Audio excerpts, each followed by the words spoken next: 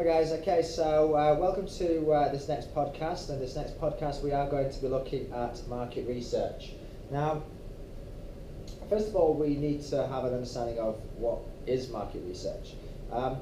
So the definition I have here, guys, so market research is the process of gathering information about customers' needs and wants. It's about going out there and asking questions. It's about going out there and finding out what do our customers' needs and wants through doing things like surveys, questionnaires, observations, etc.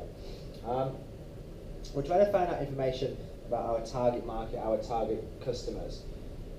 What else are we trying to do? Well, we're trying to find out information about our competitors, what prices are they charging, what products do they offer, also what trends are happening within the market.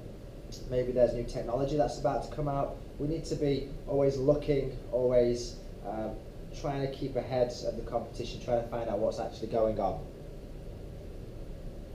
So the purpose of market research, guys, just once again, so we're trying to identify, will our product work?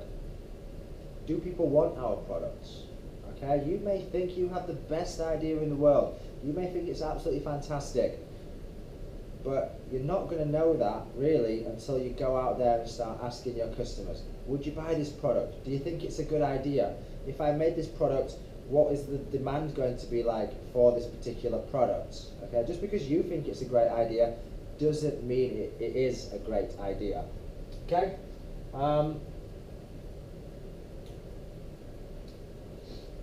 Okay, so with regards to marketing and market research, we have two types of businesses that are out there.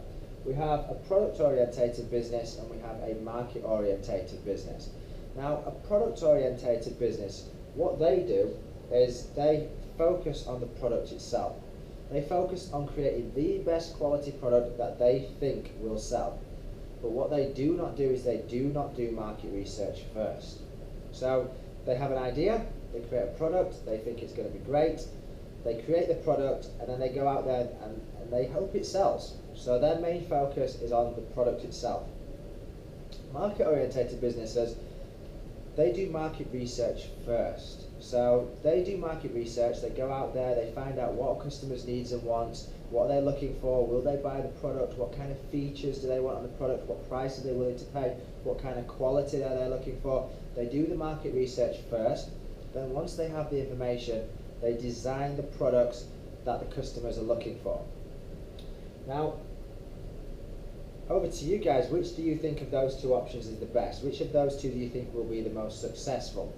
Well, absolutely it has to be being market orientated. We absolutely must do market research first. We must find out what do the customers want, what do the customers need, and then we design a product that satisfies those needs and wants.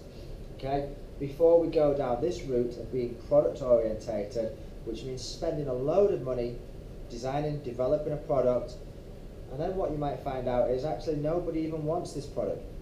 Okay, so we must be market orientated. We must be designing products that the customer wants. We need to find out what the customer wants first.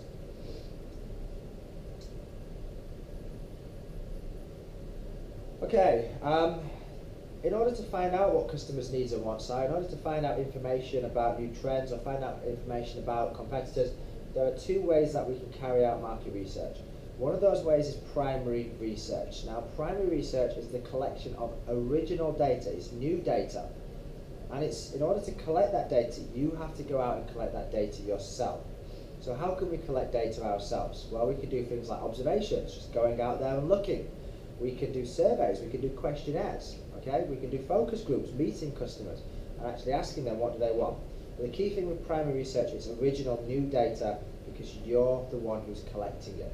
Now, the benefits of carrying out primary research, like it says on here, okay, it doesn't say it on here. So the benefits of primary research, guys, remember you're doing it yourself. Now, what's the benefit of doing that? Well, if you do it yourself, you can trust it because you've done it, so you can trust that research. What else is the benefit of primary research? Well, it's up to date because you've just done it, so it's new, it's fresh. You're going to be getting the latest information, the latest trends you're going to be finding out about. You're going to be getting all the up-to-date and the most useful information. What else is good about primary research? Well, Because you've done it, you're asking the questions that you want to find out. You're designing the questionnaire, you're finding out the information for your purpose, for your needs. Okay? The drawbacks of primary research are that it's going to take you a long time. It's going to take you a long time to design questionnaires, it's going to take you a long time to ask questionnaires, it's going to take you a long time to actually go out there, do the questionnaires, analyse the results. So the major drawback to primary research is it's time consuming and it's expensive. Secondary research is the opposite of primary. Basically, secondary research is not carrying out research yourself, it's finding information that already exists. Now, if you want to find information that already exists, where do you go? Well, we look at the internet, we can look in books. So it's finding information that's already available. Okay, you just go and get it, and that's your research. Yeah, so you're using information that's already there. It's not new, it's not original data, it's already out there. Okay, it already exists, it's already been done by somebody else, secondary research. So books, papers, the internet. Okay, so with secondary research, what are the benefits? Well, the benefits of secondary research is quicker. We just go on the internet and get it. It's cheaper. Again, we just go on the internet, and it's very easy to access. It's already available. You've just got to go on the internet and find it. Okay, very, very easy, very, very quick, very, very cheap.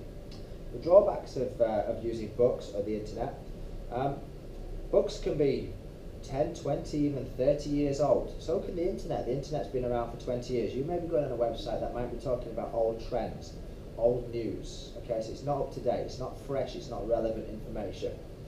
What else is the problem of using books and internet? Well, because you haven't done it, can you definitely trust it?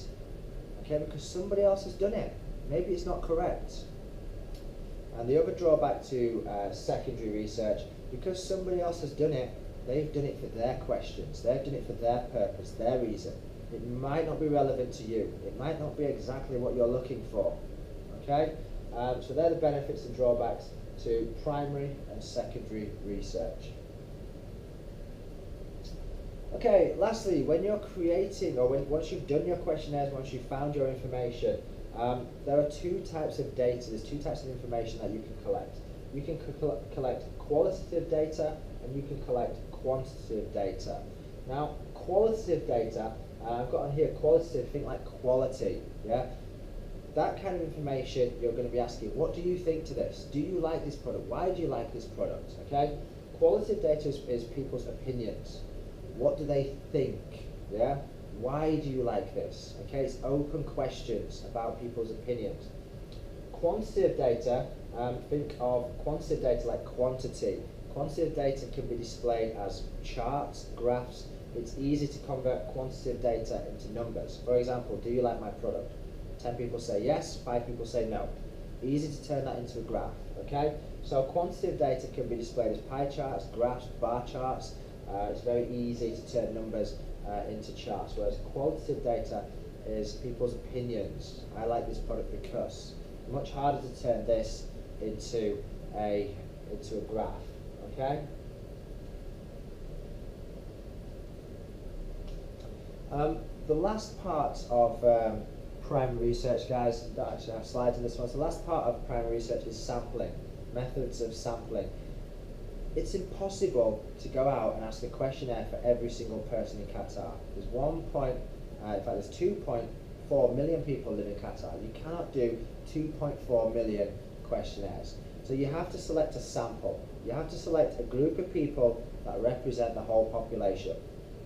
So rather than doing 2.4 million questionnaires, we could maybe do 500 questionnaires of a bunch of people who we think represent the whole of Qatar.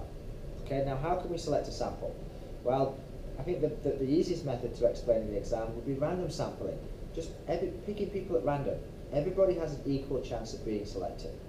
So in Qatar, there's 2.4 million people, so the chance of me being selected is 1 in 2.4 million people. The chance of you being selected is 1 in 2.4 million people. We have an equal chance of being selected. How can you do that? Well, you could use a phone book. Yeah, just select people at random with a random name generator. The other method of selecting samples is you can do cluster sampling.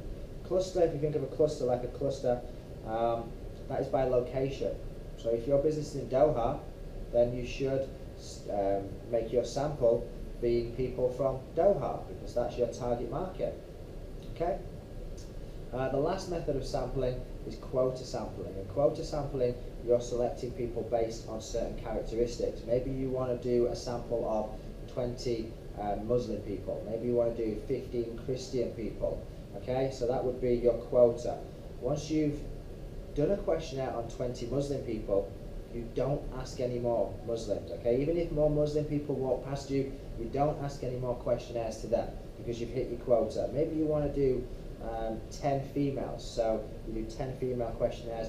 Once you've done 10 females, you don't ask any more. Okay, so it's a quota, it's a set amount of people for of certain characteristics. Okay guys, thank you.